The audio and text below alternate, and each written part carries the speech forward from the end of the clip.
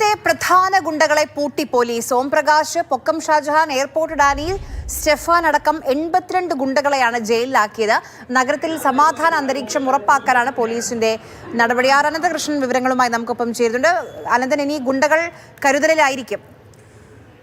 ആര്യ, സമീപകാലത്ത് തിരുവനന്തപുരം നഗരത്തിൽ ഇത്രത്തോളം വലിയ ഒരു ഗുണ്ട കരുതൽ തടങ്കൽ ഉണ്ടായിട്ടില്ല.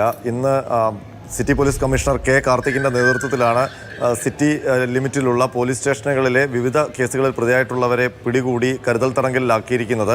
ഇതിൽ 3 പേർ ഗുണ്ട തലവന്മാരാണ്. അത് ഓംപ്രകാശ്, പൊക്കം ഷാജഹാൻ, അതുപോലെ തന്നെ സ്റ്റെഫാൻ എന്ന എയർപോർട്ട് ഡാനി.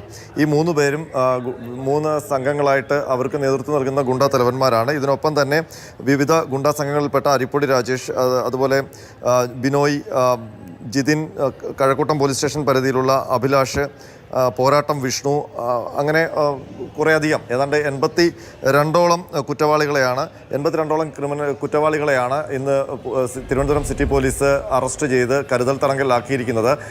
ഈ സമീപകാലത്ത് ഇവരൊക്കെ വിവിധ കേസുകളിൽ കൊലപാതകം, അതുപോലെ തന്നെ കൊലപാതക ശ്രമം, പിടിച്ചുപറി അടക്കമുള്ള കേസുകളിൽ പ്രതികളായിട്ടുള്ളവരാണ്. അതിനൊപ്പം തന്നെ വരുന്ന നിയമസഭാ തെരഞ്ഞെടുപ്പ്, അതുപോലെ തന്നെ ആറ്റുകാൽ പൊങ്കാല, പെരുന്നാൾ, അങ്ങനെ വിവിധ ആഘോഷങ്ങളൊക്കെ വരാൻ പോവുകയാണ്. ഈ ഒരു പശ്ചാത്തലം കണക്കിലെടുത്താണ് തിരുവനന്തപുരം നഗരത്തിൻ്റെ സമാധാനാന്തരീക്ഷം ഉറപ്പാക്കാൻ വേണ്ടി സിറ്റി പോലീസ് ഇത്തരമൊരു നടപടി സ്വീകരിച്ചിരിക്കുന്നത്. വരുന്ന ദിവസങ്ങളിൽ ലോഡ്ജുകൾ, റെയിൽവേ സ്റ്റേഷൻ, ബസ് സ്റ്റാൻഡ്, അതുപോലെ തന്നെ ഇത്തരം ക്രിമിനലുകൾ ഒത്തുകൂടാൻ സാധ്യതയുള്ള മേഖലകളൊക്കെ കേന്ദ്രീകരിച്ച് റെയ്ഡുകളും പരിശോധനകളും നിരീക്ഷണങ്ങളും ഉണ്ടാകുമെന്ന് സിറ്റി പോലീസ് അറിയിച്ചിട്ടുണ്ട്.